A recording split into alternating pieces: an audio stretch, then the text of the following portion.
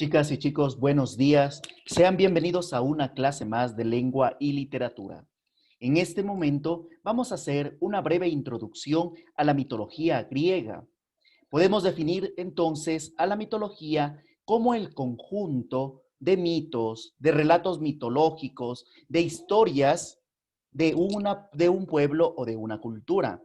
Por otra parte, también se puede entender a la mitología como el estudio de esos mitos, de esas historias, de esas leyendas, de estos relatos orales o fantásticos que han sido transmitidos dentro de un pueblo o de una cultura concreta. Nosotros, por favor, vamos a empezar viendo por un instante la imagen que se encuentra propuesta en la pantalla. Como ustedes pueden muy bien apreciar, en la imagen se encuentra un conjunto, ¿verdad? Un conjunto de personas, un conjunto de seres humanos, en teoría, un conjunto de representaciones de los cuales tenemos que anotar varios elementos. A ver, vamos desde el principio. El primer elemento que salta a la vista es la forma humana, ¿verdad? Entonces, para los griegos, sus representaciones mitológicas eran representaciones antropomórficas, es decir, que tenían la forma del cuerpo humano. De ahí que sea tan importante la idea del desnudo, ¿verdad? Aunque esta idea del desnudo va a ser después retomada en el Renacimiento, en la época helénica de la alta cultura griega, el desnudo también fue muy importante. Sin embargo, el aspecto que más cabe resaltar con respecto a la mitología griega es que este conjunto de seres que se encuentran aquí son dioses, ¿verdad? Pero estos dioses tienen la característica de que tienen formas humanas. Entonces, por ejemplo, aquí se va a encontrar Zeus, por acá se va a encontrar Apolo, este pequeñito de acá que se encuentra con alas, que es el único que de cierta manera, bueno, es uno de los que de cierta manera tiene algo de extraordinario, va a ser en cierta forma Eros, ¿verdad? Por acá, no, por acá en cambio vamos a encontrar a la Esfinge, que es este ser mitológico. Entonces, uno a uno, los dioses griegos van a cumplir este requisito de tener siempre una forma humana, o aunque tenga otros elementos añadidos, como en el caso de las alas o como en el caso de la esfinge, donde nosotros podemos apreciar que tiene las garras de un león, ¿verdad? De una bestia. Para continuar con este trabajo, por favor, vamos en este momento a ver un breve video para poder problematizar un poco la idea de esta mañana.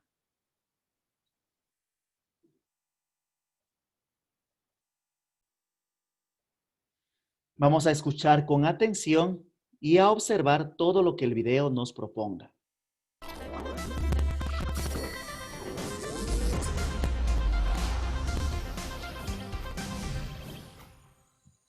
Recuerdo la última vez que estuve en el campo.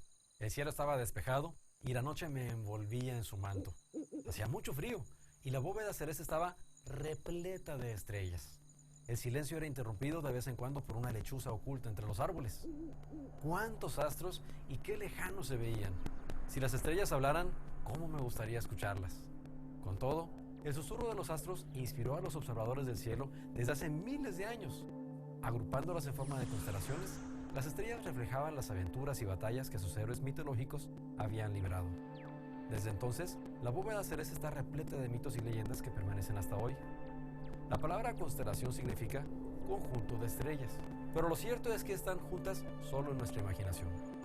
Hablando de imaginación, el Sol, la Luna y los planetas eran vistos como dioses, y el camino que trazaban al cruzar el cielo tenía como fondo las constelaciones del zodíaco. Honestamente, hasta yo batallo para ver algunas de ellas. Pero hace miles de años, los astrónomos armaban relatos fantásticos con sus figuras. Cuentan que Aries, el carnero, había sido enviado por Zeus para rescatar a dos niños de su malvada madrastra. Era un borrego volador. Después de muerto, su piel de oro fue un tesoro codiciado por el que Jasón y los argonautas se metieron en muchos aprietos para robar. En otra historia, Zeus mismo se disfrazó de un toro blanco llamado Taurus, Así, se acercó cariñosamente a una princesa muy hermosa llamada Europa. Montada en su lomo, huyeron cruzando el mar hasta la isla de Creta. Y ahí, Zeus reveló su identidad y fueron felices para siempre. Bueno, al menos hasta que conoció a Leda, porque Zeus era todo un Don Juan. En otro relato, Zeus se disfrazó de Cygnus, el cisne, para enamorar a Leda, y tuvieron dos niños que llamaron Castor y Pólux. Estos muchachos también se unieron a la búsqueda de la piel dorada de Aries, pero Castor murió y Pólux se puso muy triste. Así que Zeus decidió reunirlos nuevamente en el cielo y ahora son la constelación de Gémini. Otros personajes también se metían en líos, como la vez que el poderoso Hércules se enfrentó con Hidra, una serpiente enorme de 9 cabezas. Juno, que era enemiga de Hércules, le complicó la pelea al enviarle un cangrejo que le pellizcaba los talones. Hércules volteó y de un pisotón aplastó al cangrejo. Pobrecito, pero su obediencia fue recompensada, pues la diosa Juno colocó a Cáncer el cangrejo entre las estrellas. En una pelea similar, Hércules tuvo que luchar con un extraterrestre, un feroz león que llegó de la luna. Para variar, Hércules estranguló al gran felino y le encanta presumirlo, pues desde entonces usa una capa felpada sobre su espalda, nada menos que la piel de Leo. Curiosamente, muchas culturas veían vírgenes entre los personajes del cielo. Por ejemplo, Virgo representa a Ceres, la diosa de las cosechas, y en su mano sostiene una espiga, justo donde vemos a la estrella Spica. Otra dama mitológica es Astrea, diosa romana de la justicia. Los hombres la recordaban cuando veían la constelación de Libra, la balanza que ella alzaba en alto para demostrar su equidad. En otro tiempo, las estrellas de Libra dibujaban las tenazas de un arácnido, un escorpión llamado Scorpius. Por órdenes de Apolo, el escorpión atacó a Orión. ¿Y por qué tanta violencia? Pues porque Orión pretendía a Artemisa, diosa de la luna y nada menos que hermana de Apolo. Así que desde entonces, Scorpius persigue cada noche a Orión con la intención de matarlo, pero nunca lo alcanza, ni lo alcanzará. Los dioses tenían habilidades muy apreciadas. Por ejemplo, el arquero Sagitarius es Quirón, un centauro famoso por su talento como músico y médico. Quirón hubiera sido también un éxito en las Olimpiadas, pues era un tirador de arco y flecha con puntería inigualable. Pero ni modo, los centauros no son humanos y no pueden participar. Por otro lado, encontramos ejemplos de castigos divinos. Por andarse metiendo donde no debía, Pan fue perseguido por Tifón, un horrendo monstruo. Para escapar, el semidios se tiró un chapuzón al río Nilo, pero su cabeza y sus manos, aún afuera del agua, se hicieron de cabra y su cuerpo sumergido tomó forma de pez. Ahora se reconoce como Capricornus, la cabra marina. Una leyenda cuenta que la temporada de lluvias es culpa de Aquarius, el aguador. Aquarius es un muchacho que pasa corriendo por el cielo y en sus manos lleva un cántaro lleno de agua y como es muy distraído, la va derramando a su paso. Finalmente, en otro relato, Venus y Cupido también fueron perseguidos por Tifón. Para escapar, se lanzaron al río Éufrates y ahí se convirtieron en peces y nadaron a un lugar seguro. Hoy vemos a Venus y Cupido en la constelación de Pisces, unidos por un largo cordón. En total, son 88 las constelaciones que adornan el cielo nocturno, y detrás de cada una hay una historia fascinante que conmemora objetos, eventos, aventuras, amoríos, persecuciones y combates épicos. La noche es un libro abierto que nos narra la furia de los titanes. Saludos y cielos despejados.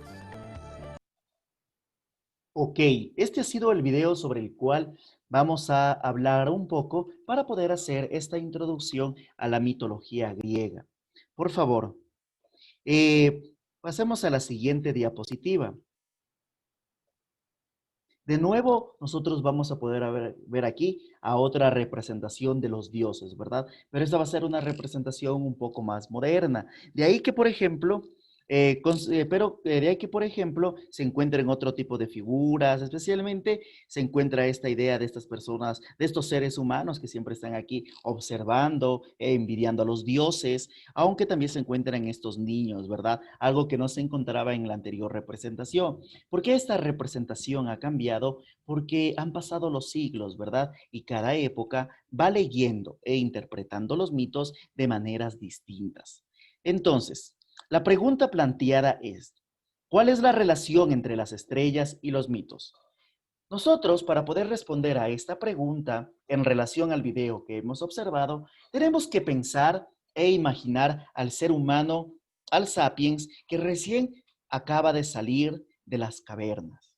Este ser humano, que se encuentra en los primeros días de su existencia como especie, es un ser humano que desconoce casi todo, que tiene miedo, y que ante el miedo, ante la incertidumbre, ante la cercanía de la muerte e encarnada en cada una de estas bestias, en la oscuridad que los asosegaba, apenas estaba aprendiendo a conocer el arte del fuego, ¿verdad?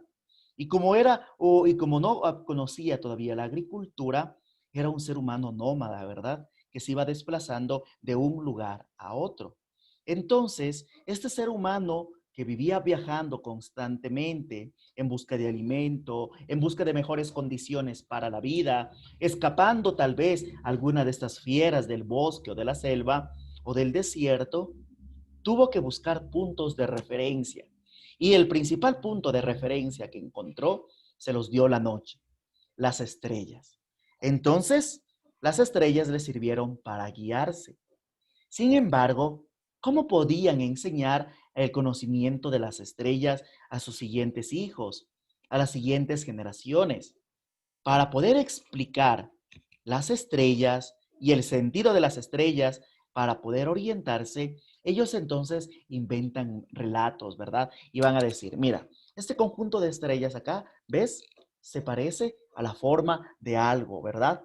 Y como les dije, siempre van a tener formas humanas. En algunos casos, como en este caso de cáncer, van a buscar la forma del cangrejo, pero empiezan a unir líneas, como quien diría, ¿verdad? Y empiezan a darles formas. Pero para que esas formas lleguen, se queden en la memoria de sus hijos y por ende en la memoria posterior y en la memoria colectiva de toda la tribu, ellos tuvieron que dotarles de una historia, hacerlo entretenido. Y de esta manera, y de esta manera, las estrellas que servían para sus cursos, para sus expediciones, para sus viajes, que los orientaban, se convirtieron no en los primeros, pero sí se encuentra entre los primeros relatos míticos, ¿verdad? Donde nos van a contar la historia de seres extraordinarios que van a sufrir cierto tipo de eventualidades. Y en el caso de la cultura griega, las historias que nos van a contar sobre las estrellas son historias que tienen mucho que ver con la vida diaria, ¿verdad? Con persecuciones, con peleas, como en este caso de Hércules, ¿verdad? Que se está enfrentando a un monstruo, porque el ser humano no sabe que existen animales salvajes, o sea, no tiene todo este corpus de conocimiento que en la actualidad tenemos. De manera que va a inventar esa idea fabulosa para entender la realidad en función de las estrellas. Sin embargo, vamos a plantearnos otra pregunta. ¿Qué es el mito? De acuerdo a Carlos García, el mito es un relato, una narración que puede contener elementos simbólicos, pero que, frente a los símbolos o a las imágenes de carácter puntual, se caracteriza por presentar una historia. Este relato viene de tiempos atrás y es conocido de muchos y aceptado y transmitido de generación en generación. Es lo contrario de los relatos inventados o de las ficciones momentáneas. Esta es quizás la principal característica del mito. Nosotros sabemos que existen muchas historias, desde los chistes que nos cuentan, las anécdotas que contamos o que nos cuentan nuestros amigos, las películas que vemos, los videojuegos con los cuales nos entretenemos, son historias. Pero esas historias se caracterizan porque son momentáneas, porque solo las disfrutamos un tiempo. Yo, por ejemplo, si es que alguien me cuenta un chisme, no voy a andar contando ese chisme por el resto de mi vida, sino que voy a buscar otros, por decirlo, ¿verdad? Pero en cambio, el mito es una historia que se va a seguir transmitiendo. Y en esa transmisión que se va a dar de generación en generación, va a encontrar su característica. En este caso, es una historia, un relato, una narración que va a durar y que perdura dentro de la memoria de un pueblo. Los mitos, por tanto, son historias de la tribu y viven en el país de la memoria comunitaria. La tradición mítica es un fenómeno social que puede presentar variaciones culturales notables, pero que existe siempre y en Grecia presenta una singular libertad. El dramatismo de los mitos los caracteriza con una alegre y feroz espontaneidad. El mito explica e ilustra el mundo mediante la narración de sucesos maravillosos y ejemplares. Estos relatos que la memoria de la tribu, que la memoria colectiva ha preservado, en el caso de los griegos, presentan libertad, nos dice. ¿Qué quiere decir esto? Que los griegos, como representaban a estos seres fantásticos en función de cuerpos o de figuras humanas, obviamente también reproducían cosas de la cotidianidad. Por eso vemos, pensemos en esta idea de este personaje, ¿verdad? El que va llevando el cántaro, ¿verdad? El que provoca la lluvia. Entonces es un muchacho distraído, que es algo que nosotros encontramos. Sin embargo, dentro de esas historias hay un drama, hay un problema. Este conflicto, esta lucha, Hércules enfrentándose a la hidra, Pan queriendo escapar a Tifón, es una necesidad de sobrevivencia. Y ese es el principal drama, el cómo sostener la vida. Y para sostener la vida tienen que suceder sucesos maravillosos. Sucesos maravillosos como que el hermano que muere va a ser tan extrañado por el hermano que queda vivo, que viene un Dios, ¿verdad? Ahí está el suceso maravilloso y los va a volver a unir, porque ese es el amor filial de ser hermanos. Y eso a su vez es ejemplar, porque ese tipo de amor, toda la tribu tiene que aprender de eso. Entonces, por un lado, el mito va a enseñar a la tribu cuáles van a ser esos sucesos maravillosos en los cuales se van a enfrentar al peligro. Y frente a ese peligro al que se enfrentan, tienen que tomar actitudes ejemplares, ser valientes como Hércules, ser leales, amorosos como Pollux o Castor, de esta forma. Por eso, por ejemplo, están estas representaciones. Aquí, por ejemplo, vemos a dos seres, ¿verdad? Estos dos hombres están discutiendo sobre algo, pero esa discusión va a tener que final ser decidida por la justicia, que es la manera ejemplar. Y aquí, por ejemplo, vemos la otra característica, lo maravilloso. Apolo, en este caso, que va a ser conducido por estos corceles que le permiten llevar el sol. Y por último, en esta representación podemos ver esta referencia entre un astro y un dios, ¿verdad? Cada dios va a tener su astro, porque como los digo, las estrellas fueron tan importantes para el mundo antiguo como el día de hoy podríamos decir que es el Internet, ¿verdad? De donde siempre vamos a sacar nuestra información. Continuamos, por favor. Podemos, dicha esta breve introducción, definir al mito de la siguiente forma.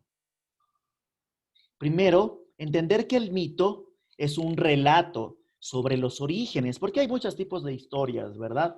¿Y qué tipo de orígenes nos va a dar cuenta el relato?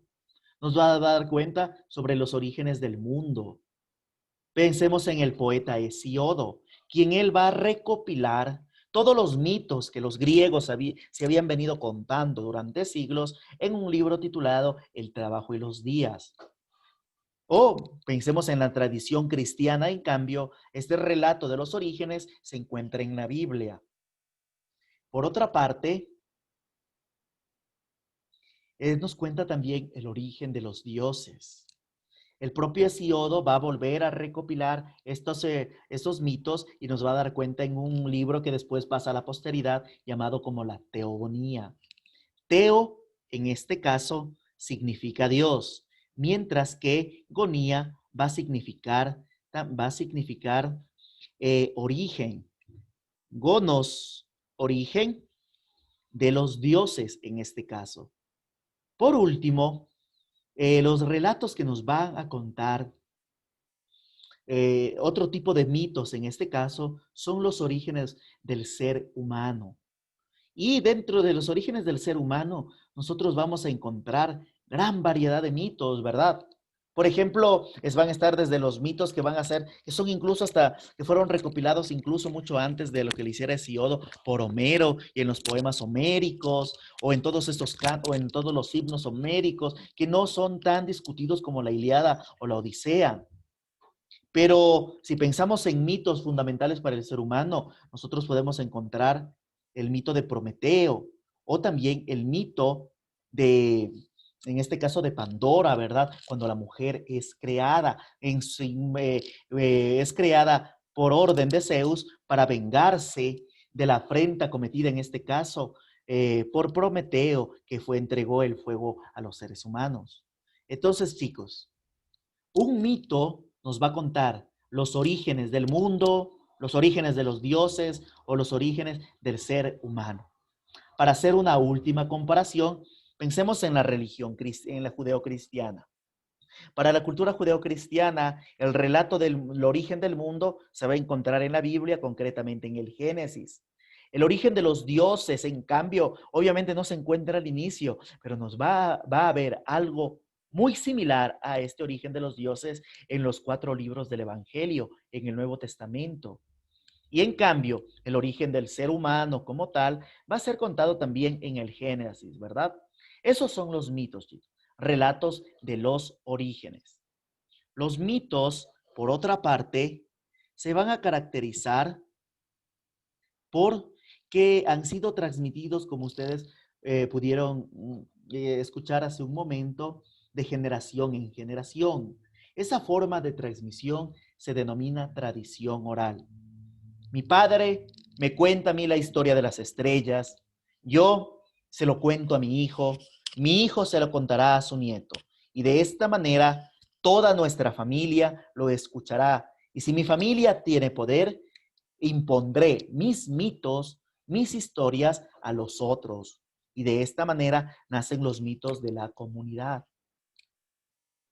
Por otra parte, como nosotros les explicaba que el problema de los mitos que se transmiten de generación en generación es que a veces incurren en el olvido y fruto del olvido se viene la invención, se cambian detalles, se actualizan los hechos de cierta forma.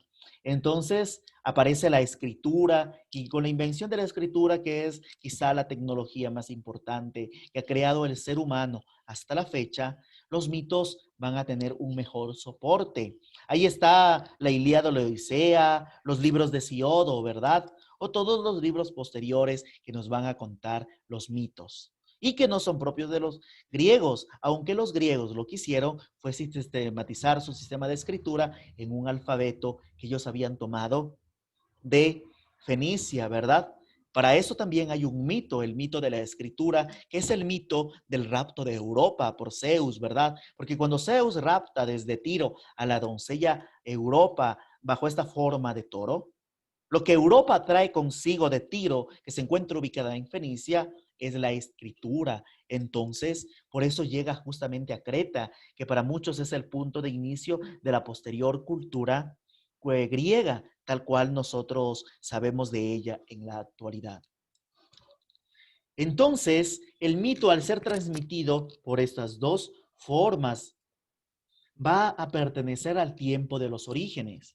Nadie sabe con exactitud cuándo se creó el mundo o cuándo apareció o cuándo se formó. Solo existen estimaciones, datos aproximados. Lo único que sabemos es que ocurrió hace muchísimo tiempo atrás. Y como no podemos definir exactamente cuándo sucedió eso, porque no existen, porque como no había escritura, nadie dijo, el mundo nació hace 2 días y escribió ahí en una cueva, ¿verdad? Como no sucedió eso, esto, al no tener registro, pertenece al tiempo de los orígenes. Y en el tiempo de los orígenes, lo que predomina es una imaginación mítica. Cuando el padre cuenta al hijo la historia de las estrellas, cuenta un relato, imagina un relato de seres fantásticos, porque no tiene los conocimientos que nosotros el día de hoy tenemos.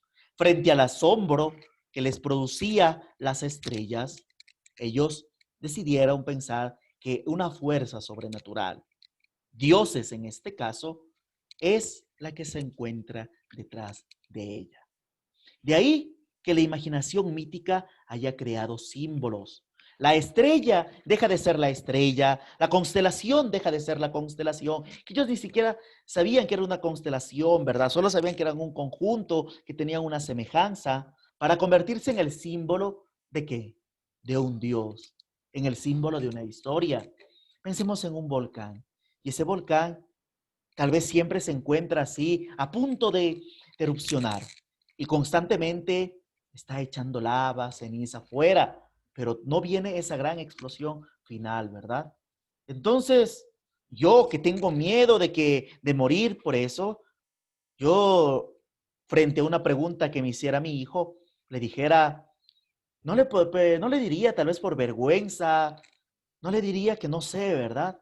Me inventaría una historia y le dijera, mira, hijo, ahí hay un dragón, ese dragón está furioso, está encadenado, es prisionero, y como está prisionero, él siempre está tratando, lucha por salir, por liberarse. Pero como no lo logra, por eso es que el volcán no erupciona. Y entonces ese volcán se convierte en símbolo de esta opresión, en símbolo de la ira, de esta necesidad de liberación, ¿verdad? No obstante, el tiempo de la escritura inaugura el tiempo de la historia. Cuando las fechas empiezan a inscribirse, cuando ya la memoria colectiva ya va a tener soportes, ¿verdad? Van a tener libros, van a tener tablas, van a ver las paredes, van a servir como soporte para saber qué es lo que fue sucediendo. Por eso nosotros podemos saber que en el año 399, los 30 tiranos de Atenas condenaron a muerte a Sócrates, o que en el 13 de marzo del año 33 después de Cristo, uno de los hombres más importantes que ha conocido el mundo fue asesinado por su hijo, en este caso el asesinato de Julio César. Pero ¿cómo sabemos todo esto? Porque se empezó a escribir, se empezó a llevar un registro. Alguien se tomó el trabajo de anotar y decir, hoy ha sucedido esto. En este caso, en la historia, yo ya no necesito inventarme porque ya cuento con datos. Entonces, si mi hijo me preguntara, ya papá, ¿y qué es esa historia? Yo digo, bueno, hijo, ahorita no lo sé, pero mañana te lo averiguo, ¿verdad? Entonces yo cojo, voy, busco los libros y busco a ver qué ha pasado. Y como ya hay datos que se han registrado, yo después de haber hecho este proceso de ir a investigar como tal, le doy una explicación. Esa es la razón. La búsqueda de explicaciones por medio de la investigación, por medio de la experiencia. De esta manera, yo ya no voy a crear símbolos, voy a crear conceptos. Luego llega la noche y de nuevo ante la pregunta de mi hijo, le contestaré que eso es un cuerpo celeste. Pero para poder contestar eso, necesito el registro escrito. El mito, porque se ha transmitido por la tradición oral y también por la escritura, pertenece tanto al tiempo de los orígenes como al tiempo de la historia. Por eso, el mito es la gran síntesis entre la fantasía y también entre la realidad. El mito tiene ambos elementos. Vamos en este momento a hablar un poco sobre las características sociales del mito. Tenemos que tener en cuenta que cada sociedad y el desarrollo de la sociedad necesitó mitos, como los necesita hasta el momento, ¿verdad? Ubiquémonos, busquemos el desarrollo de esta sociedad basados un poco en esta teoría de la evolución social dada por Engels. Entonces, Engels nos dice que la sociedad se organiza en principio en una sociedad matriarcal, donde son las mujeres las organizadoras de la tribu, sobre quienes se piensa y sobre quienes se va a desplegar un conjunto de estrategias para que la tribu sobreviva. Entonces, ¿por qué la mujer va a tener esa preponderancia? Engels explica que es porque existe un tipo de familia diferente a la de ahora, a la que va a llamar una familia consanguínea. Cuando la mujer, cuando existen pocas mujeres y la tribu tiene que sobrevivir, y la única manera de sobrevivir es tener hijos, ¿verdad? Entonces, la mujer estaba a disposición de varios hombres. Pero el problema, o de muchos hombres, o quizás de la tribu entera, ¿verdad? Pero el problema es que cuando los hijos nacían, los hijos no podían saber, ni siquiera las mujeres podían saber quién había sido el padre. Y los hijos tenían que entonces rendir respeto, en este caso, solo a sus madres, porque no sabían quiénes eran los padres. Por eso es que la sociedad se organizó alrededor de la mujer. Cuando la familia fue consanguínea, los mitos de esa época eran religiones, tenían sus cultos, sus ritos y sus ceremonias. Imaginemos que el culto con lo que vivimos muchos de nosotros en la actualidad con el catolicismo. A ver, el culto, yo voy el día domingo a misa, ¿verdad? Entonces, ellos también tenían días dedicados para ir a adorar a su Dios. Y tenían ritos. Yo de niño tuve que ir al catecismo. Antes de eso me bautizaron. Luego pude hacer mi primera comunión, mi confirmación. De esta manera, estos dioses a los cuales ellos consagraron su vida, les permitieron, les fueron dando ritos para cómo organizarse. Entonces, si tú ya te vas a hacer hombrecito, si es que ya estás en capacidad de salir y ser un recolector, un cazador, ya en ese momento de transición tan importante entre la niñez y la vida adulta, que en el mundo antiguo se decía que era entre los 14 o 15 años, cuando el hombre tenía que hacerse hombre como tal, entonces se le van a necesitar ritos, ¿verdad? Una ofrenda a Dios. Como tú ya vas a ser hombre, este rito de iniciación va a depender de un Dios. Y, por ejemplo, esos ritos de iniciaciones ocurrían en ciertas estaciones del año. Y también necesitan ceremonias, necesitan fiestas, como la Navidad, como la Semana Santa, y lo mismo, las fiestas de los dioses, cada dios tuvo su fiesta. Por eso después se daría una fiesta muy grande para Apolo, que determinaría que de ahí nazcan las Olimpiadas, o para Dionisio, que de ahí nazca el teatro, ¿verdad? Que eran fiestas dedicadas en estos cultos. Las características de este mito es que era un mito por lo general cosmogónico, que daba cuenta del origen del universo. Hoy también se empezó a imaginar desde el inicio un mito escatológico que nos hablaba del final de los tiempos. Pensemos, por ejemplo, en el último libro de la Biblia, el Apocalipsis. Desde el inicio del mundo, los seres humanos siempre tuvieron el miedo del final. La familia siguió organizándose, pasaron los siglos y ciertos elementos de la tribu fueron adquiriendo mayor estatus. A ver, yo soy cazador, soy mejor que tú, que solo eres recolector, porque yo pongo mi vida en peligro para conseguir el alimento, ¿verdad? Todavía seguían siendo nómadas de cierta forma. Y la familia sindiásmica es aquella donde había una mujer solo para los guerreros. La mujer se iba a acostar solo con guerreros, solo con artesanos, solo con recolectores. Y al haber esta división por el estatus, en este caso, por la función social que los hombres iban teniendo dentro de la tribu, se llama familia sindiásmica.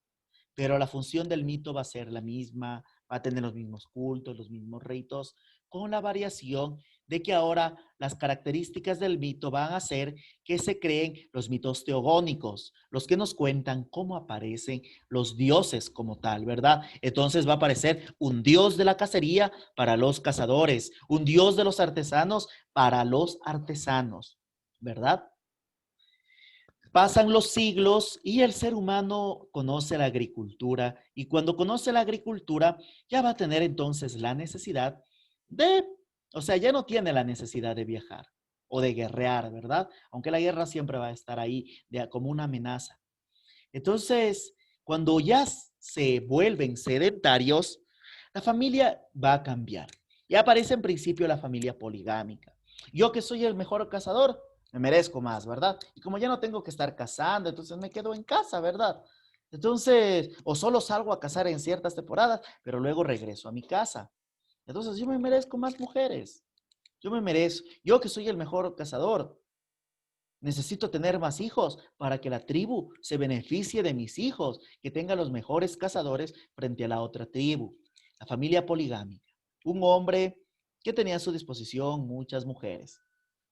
Aunque muchos investigadores aseguran que entre la familia sindiásmica y la familia poligámica, la distinción entre ser nómada o ser sedentario todavía no es muy clara, como se diga, ¿verdad? Pensemos, por ejemplo, en los jeques árabes de la actualidad, ¿verdad? Viven vidas sedentarias, pero tienen familias poligámicas. La función del mito cambia, se vuelve ética, busca ordenar la acción humana, individual y colectiva, es decir, el mito educa. Por ejemplo, yo que soy el guerrero, le voy a contar a mis hijos, los mitos de los guerreros, para que ellos aprendan a ser valientes, a enfrentarse. Pero también, como ya aparecen los mitos antropogónicos, los que cuentan el origen del ser humano, yo le voy a enseñar qué es lo que debe hacer un ser humano, cómo debe comportarse. Y cuento un mito como el de Prometeo, y le digo a mi hijo, ¿viste? Prometeo se rebeló a la autoridad, que en este caso era Zeus. ¿Y qué le pasó? Fue condenado. Entonces, tú debes respetar a tus mayores. Tú no debes rebelarte. En el caso de que te rebeles, tendrás que pagar las consecuencias. Otro mito que también sirve para la educación son los mitos de la naturaleza. Entonces, para contar, para explicar, por ejemplo, qué es un mar, contaban una historia. Para contar, por ejemplo, qué es una montaña, contaban otra historia. Y así para cada elemento de la naturaleza, como el rayo o el trueno, que los chicos tenían que ir aprendiendo, entonces se fue contando una historia. Siglos después, la familia se transforma y se transforma porque dentro de la tribu empieza a haber envidia. A nadie le gusta ver que un hombre tiene más, ¿verdad? Y entonces, o cambiaba la familia o la tribu se extinguía. Y para beneficio de la tribu, la familia se hizo monogámica, donde un hombre va a estar solo con una mujer, ¿verdad? La función del mito va a ser la misma, sirve para educar, solo que ahora se inventan más mitos, mitos épicos donde nos cuentan guerras, mitos de contactos culturales, cuando aparecen personas que vienen de otras partes del mundo. Entonces, viene un pueblo así, donde seguía siendo el matriarcado, ¿verdad? Un pueblo del Asia. Y como ya había pasado muchos siglos, ellos ya no recuerdan que alguna vez ellos también tuvieron una familia consanguínea que fue dirigida por mujeres. Y dicen, no, ellas son amazonas. Y este encuentro cultural con esta familia, con este pueblo matriarcal del Asia, hizo que se creara el mito de las amazonas. O después, a las personas de África se inventa el mito de los pigmeos, de los trogloditas, ¿verdad? Todos estos mitos que van a estar ahí. Y sobre todo se inventan mitos sobre las metamorfosis, cuando los seres humanos entienden que la vida es variación, ¿verdad? Y para entender esta idea dinámica sobre la vida, estos mitos nos van a contar que lo que somos ahora ya no lo vamos a hacer el día de mañana. Ejemplo, el mito de Dafne, que va a ser transformada en un laurel. Metamorfosis, transformación o cambio de forma. La familia se organiza de mejor manera y se va a organizar de mejor manera porque van a ser la propiedad privada. Cuando aparece la propiedad privada, aparece cuando yo que soy, digamos, un guerrero, ¿verdad? O tal vez un rey de una familia monogámica. Entonces, yo lo que quiero es que mis posesiones, mi poder, lo hereden mis hijos. Que si yo soy un rey, mi hijo sea un rey. Que si yo tengo tal cantidad de tierra, esa tal cantidad de tierra sea de mi hijo. Que si yo soy artesano, mi hijo sea artesano. Porque antes, cuando la familia todavía era monogámica, las posesiones volvían a su legítimo dueño, a la tribu. Entonces yo no quiero que eso suceda. E invento leyes donde digo, a ver, hay una ley para que me cuide, ¿verdad? Y tengo que buscar, inventar una institución para que vele el cumplimiento de esas leyes. Y aparece entonces el Estado. El Estado, por tanto, va a tener como función el mantener el poder de la familia heterosexual, en este caso, porque yo no puedo dar, aunque tenga muchos hijos, solo debo darlos a mis hijos legítimos, ¿verdad? Porque no, porque lo importante es que el poder se mantenga y que no, y que la propiedad tampoco se disgregue o se fragmente, sino que mejor aumente, ¿verdad? Entonces, el Estado nace con esa función para sostener la propiedad privada y para sostener el régimen de poder. Por eso los mitos van a ser ahora civiles, van a servir para justificar por qué mi tribu, que es ahora un estado o una ciudad, una ciudad-estado en el caso de los griegos, es ahora mejor que la otra ciudad. Entonces, yo tengo que contar que mitos sobre las guerras entre las ciudades, sobre los viajes que hago, pero ante todo tengo que contar mitos sobre los héroes. Pensemos en el mito de Teseo y el Minotauro. Minos era un tirano que dominaba desde Creta y tenía y había ejercido control sobre todos los pueblos del Peloponeso, ¿verdad? Incluida Atenas, Esparta. Y según el mito, cada año tenían que entregarle un tributo. Se dice que le temía porque él tenía prisionero al Minotauro, ¿verdad? En el laberinto. Entonces, Teseo, que es un ateniense, que es el príncipe ateniense, él se ofrece de voluntario, él viaja, él es víctima de la guerra, por eso va de ofrenda, ¿verdad? Y al final, gracias a la intermediación de Ariadna, la hija de Minos, él asesina al Minotauro. Y luego regresa a Atenas, ¿verdad? A convertirse ya en rey. Teseo va a ser entonces el héroe de la liberación ateniense frente a la tiranía o al dominio de Creta. Luego, y por tanto, y por último aparece esta última función del mito, que es la función estética. A todos los seres humanos nos gusta escuchar historias. Y entonces, ¿por qué nos gusta? Por eso también nos gustan los mitos, ¿verdad? Porque siempre queremos conocer narraciones. De cierta manera, las narraciones configuran nuestra mayor manera de entender la realidad y por eso nosotros siempre escuchamos. Esa es la función estética, la del entretenimiento, la que yo escucho un mito, oye, qué chévere fue conocer eso, ¿verdad? O qué interesante. Perfecto. Vamos en este momento a pasar a al ejercicio. El ejercicio planteado, no, mil disculpas. Sí, para el ejercicio planteado se van a trabajar alrededor de las dimensiones divinas. ¿Qué hace que un Dios sea un Dios? Muchos dirán que es su poder, los poderes, que sea así muy grande, o sea, que sea invencible, que tenga la capacidad de ayudar a muchos. Entonces, como nosotros podemos ver aquí en esta imagen, están los dioses y qué es lo que estos dioses hagan que son gigantes frente a los seres humanos que están aquí abajo en la silla, ¿verdad? Pequeños. Los seres humanos siempre han imaginado que sus dioses son mucho más grandes, mucho más fuertes, o sea, tienen que ser entidades superiores, ¿verdad? Por eso los dioses están arriba, pero también están arriba porque ahí están las estrellas. En cambio, lo que nosotros tememos es lo que se encuentra abajo, lo subterráneo. Pero lo que va a ser a un Dios es en principio un culto local. Necesita personas, seres humanos que crean en Él, que le den ofrendas, que lo obedezcan, que le rindan culto. Por eso, en el mito de Prometeo que empieza con este problema, cuando los seres humanos no quieren dar lo mejor, no quieren dar lo mejor, en este caso del ternero para el tributo, para los dioses, lo que está en cuestión es eso, ¿verdad? Que los seres humanos deben dar lo mejor siempre a los dioses, le deben obediencia. O cuál es el pecado original en Adán y Eva, ¿verdad? El haber desobedecido a Dios. Entonces, veamos eso. Lo que más necesita un Dios es el culto, ¿verdad? Y el culto obviamente no va a ser que todo un país crea en el mismo Dios, sino que va a haber una ciudad o un pueblo en concreto en donde inicia ese culto. El culto local es la forma como un pueblo en concreto adora a ese Dios.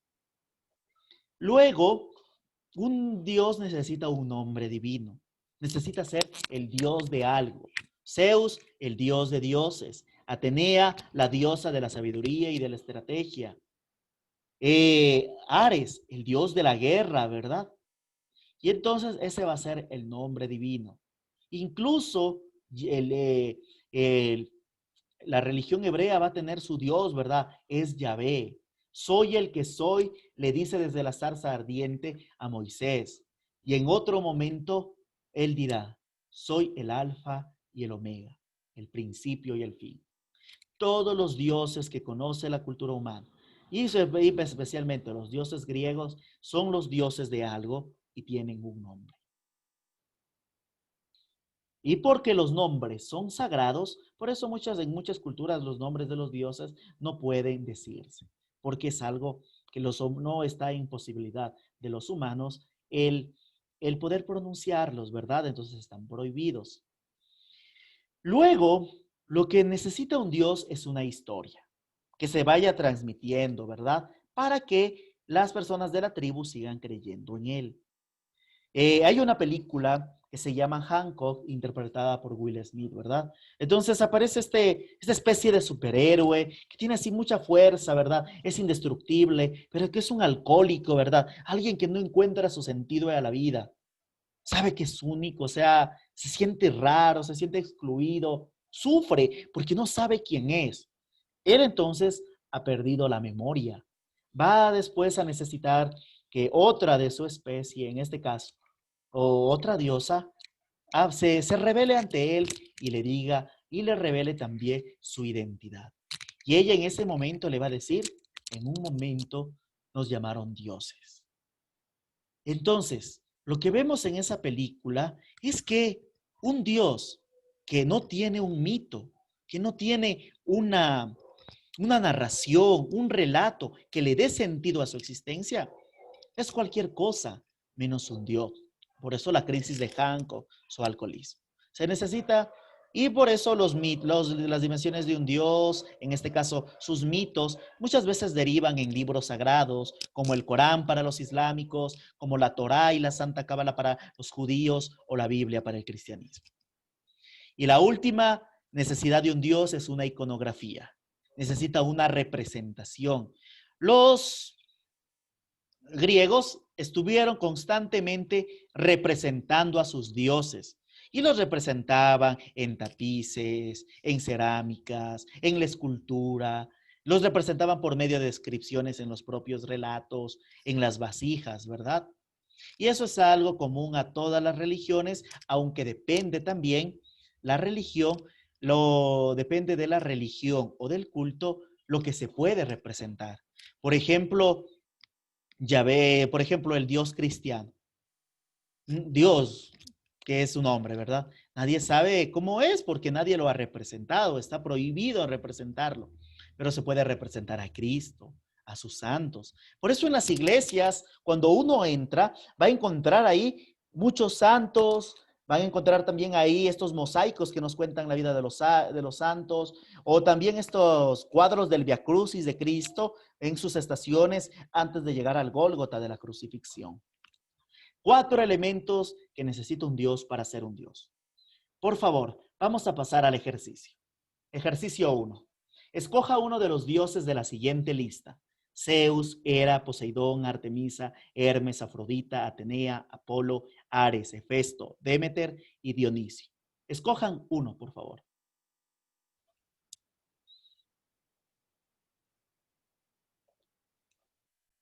Luego que ustedes han escogido a su dios, por favor, vamos a ingresar al Drive de la asignatura para poder descargar el siguiente documento. Entonces, entramos aquí en el Drive y en el Drive nosotros vamos a descargar un documento titulado, una hoja de trabajo titulada LL Dimensiones Divinas, que es este que se encuentra aquí, ¿verdad? LL Dimensiones Divinas. Perdón. Damos clic derecho sobre este y ponemos la opción descargar.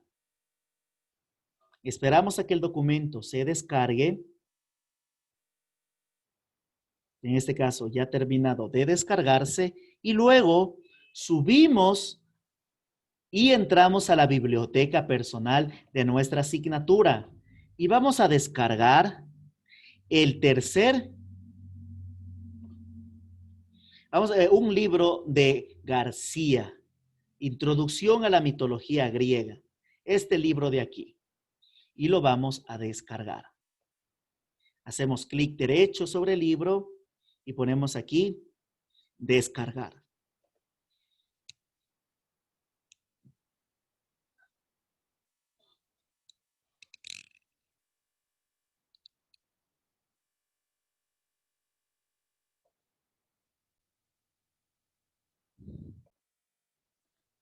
Ok, ahora que ya hemos descargado estos dos insumos, por favor abrimos el libro de García, Introducción a la mitología griega. Vamos a ir hasta el final del documento, en este caso hasta el índice, ¿verdad? Para el trabajo planteado, nosotros vamos a utilizar el capítulo 7, los 12 dioses, de la parte 2 de figuras y motivos. Este que se encuentra aquí, por favor, el capítulo 7, que va a ir desde la página 96 hasta la 136. Entonces, para poder realizar el trabajo, vamos a leer desde la página 96 a la 136. Pero no se va a leer todo. Les explico, por favor. A ver, estamos aquí. Aquí está la página 96. Según el Dios que nosotros hemos escogido, vamos a leer simplemente la parte correspondiente a mi Dios. Por ejemplo, si yo escogí a Zeus, leo aquí donde dice todo lo de Zeus, que está aquí donde dice 1. Y leo solo hasta aquí, ¿verdad? Si yo escogí a Hera, de la misma manera, leo todo lo de Hera. Si en cambio escogí a Poseidón, leo solo lo de Poseidón. Atenea, solo de lo de Atenea. Entonces, por favor, van a leer solo el Dios que les corresponde. Recuerde, ¿en qué página se encuentra esa información? Desde la página 96 a la 136. Luego que nosotros leemos, vamos a pasar a completar el siguiente organizador gráfico, el que se encuentra en el documento Dimensiones Divinas, donde tenemos que llenar las 4 dimensiones que tenía un Dios, ¿verdad? El culto local, el nombre divino, el mito y su iconografía. Por ejemplo, 2. Según el Dios seleccionado, completa el organizador gráfico de acuerdo a la información del libro Introducción a la mitología griega, 1993, de Carlos García. Entonces, yo, por ejemplo, escojo como Dios a Hades. Entonces, ¿qué voy a poner en su culto local? Pongo que es un culto subterráneo, pero no prohibido. Se hacían sacrificios en nombre de las sombras, que es poco culto, o sea, que pocas personas lo practicaban. Recuerden, en un organizador gráfico no se utilizan oraciones completas, trabajamos solo con palabras clave, por favor. Evitemos el copiar todos los párrafos. Recuerden, toda esta información se encuentra en el libro y en este caso, y en la parte del libro que les corresponde leer según su Dios. Luego averiguamos sobre su mito. No vamos a escribir todo el mito, tampoco vamos a escribir un resumen. Escribimos lo más importante. Yo, por ejemplo, del mito extraigo que Hades es hijo de Cronos, que él vive en el reino de los muertos y que tiene una esposa que se llama Perséfone. Escogemos la parte más importante de su mito. Por último, vamos a hablar sobre su nombre divino. Hades, ¿Dios de qué es? Es Dios de los muertos. Algunos pueblos lo llaman el muy acogedor, otros lo llaman el aidóneo, otros lo llaman el invisible y otros pueblos lo llamaron Plutón. Vamos a poner así como lo llamaban los pueblos. Por cierto, acá en el culto local toca poner el nombre de la ciudad en la que se adoraba a ese Dios. En el caso de Hades, como pocas personas lo adoraban, no hay una ciudad en concreto, ¿verdad? Pero muchos de los dioses que ustedes van a leer, como Zeus, como Atenea, como Apolo o Poseidón, tienen ciudades concretas. Así que por favor, no se olviden, eso iría en culto local. Por último, vamos a poner su iconografía.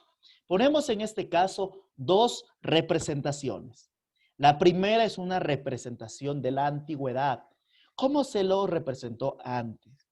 Como nosotros vemos aquí, en este caso a Hades con el can Cerbero, ¿verdad? Que es el perro de tres cabezas, este ser fantástico que cuida el inframundo. Luego de poner la imagen del pasado, ponemos una imagen de la actualidad. Por ejemplo, yo he puesto esta imagen de esta serie que es Saint Seiya, Los Caballeros del Zodiaco, donde va a haber una ova cuando ellos se van a enfrentar a Hades, ¿verdad? Y entonces así fue representado Hades en esa serie. Entonces, no nos olvidamos, ponemos dos representaciones, una de la antigüedad y otra de la actualidad. Eso sería todo con respecto a su actividad y al trabajo del día de hoy. Esperando que les haya gustado hablar y en este caso conocer un poco más sobre el mundo de los griegos, sobre sus mitos, entender que los mitos son historias que se transmiten de generación a generación y por tanto se mantienen dentro de la memoria colectiva, que nos cuentan los orígenes, ¿verdad? De los hombres, primero del mundo, perdón, luego de los dioses y después del ser humano, ¿verdad? Y por último, que son historias que cumplen funciones sociales específicas, que nos sirve a veces como una religión, depende de la sociedad, depende del tiempo. Para algunas sociedades los mitos les sirvió para educar a sus hijos. En la actualidad los mitos siguen siendo civiles, porque por eso es que hasta el día de hoy cada pueblo, cada estado tiene un héroe, ¿verdad? Tiene héroes nacionales, héroes patrios. En el caso de América Latina, imaginemos a Simón Bolívar, imaginemos a Martí, o en el caso de, de Ecuador, a Eloy Alfaro, ¿verdad? Entonces, chicos, y por último, la otra gran función del mito son historias que nos entretienen, que avivan nuestra imaginación. Y avivan nuestra imaginación porque como se ha transmitido, ya sea de forma oral o de forma escrita, el mito pertenece tanto al ámbito de la fantasía como también al ámbito de la realidad. Y cada época va interpretando los mitos de manera distinta. Ha sido un placer trabajar con ustedes en esta mañana. No olviden suscribirse a mi canal y sigan atentos que más adelante continuaremos hablando sobre mitos griegos, sobre héroes griegos y muchas más sorpresas. Hasta luego.